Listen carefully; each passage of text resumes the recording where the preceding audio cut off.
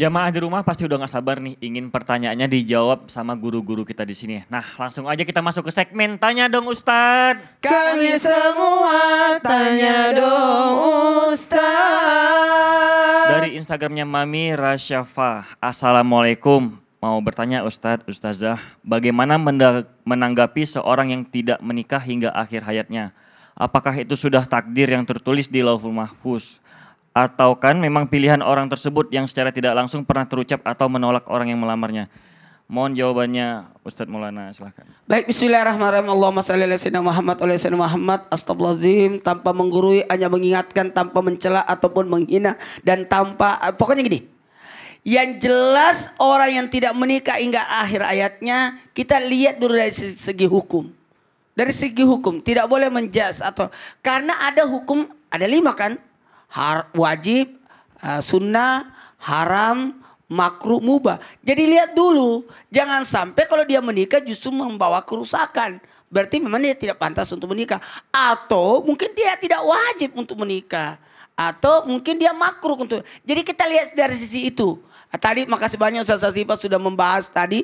Bahkan ada ulama kita yang saking sibuknya memang ditakdirkan, memang tidak. Dan ingat ada niat.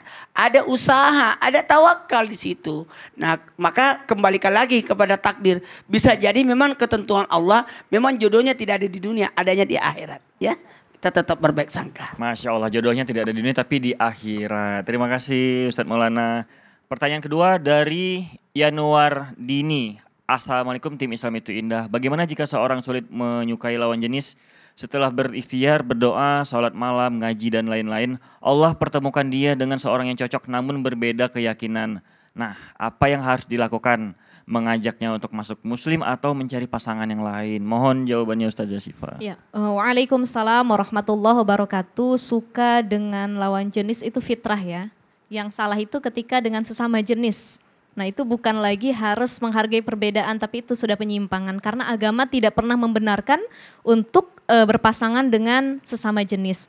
Nah bagaimana ketika dapat yang lawan jenis tapi beda agama? Yang harus kita lakukan pertama adalah kita diskusi dengan pasangan kita tersebut. Kira-kira mau dilanjut atau enggak? Kalau mau dilanjut ya saya tetap agama saya gitu ya.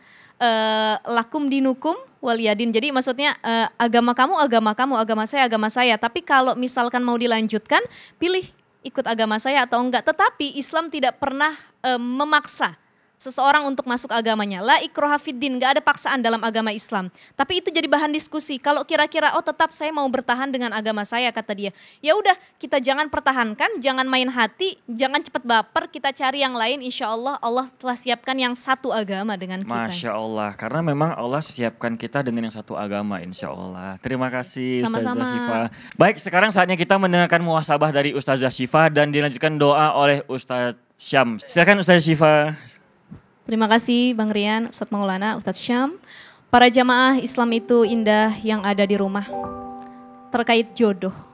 Daripada kita merisaukan kapan jodoh itu datang kepada kita. Kapan kita punya pasangan. Kapan kita menikah, kapan kita berkeluarga. Lebih baik yang kita risaukan adalah bagaimana cara kita membekali diri kita nanti ketika sudah datang jodoh kepada kita. Menikah itu butuh ilmu. Apapun pasti membutuhkan ilmu.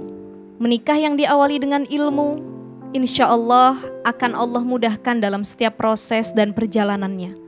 Karena menikah itu bukan hanya memasangkan dua insan yang tadinya sendiri menjadi berdua, yang tadinya aku menjadi kita, tapi bagaimana bisa memasangkan dua karakter yang berbeda, bisa membentuk keluarga yang sakinah, mawaddah, warahmah, dan bisa melahirkan generasi-generasi yang akan datang.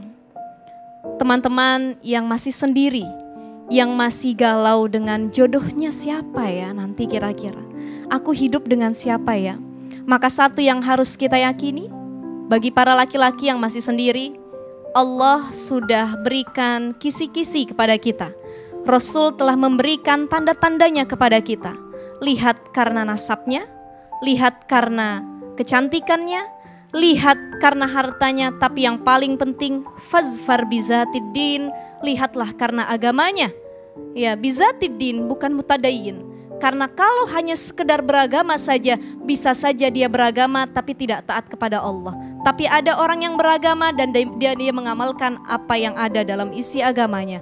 Buat para perempuan, idza ja'akum man tardawna dinahu wa khuluquhu fazawwijuhu. Kalau sudah datang laki-laki yang solih, laki-laki yang baik, yang bagus secara akhlaknya, maka jangan sekali-kali engkau menolaknya, karena ini salah satu kunci kebahagiaan dunia dan akhirat. Mudah-mudahan Allah jadikan kita dan berikan kita jodoh yang solih dan solihah untuk dunia dan akhirat kita. Wallahu a'lam bishawab. Silahkan Ustadz Syam untuk melanjutkan doa.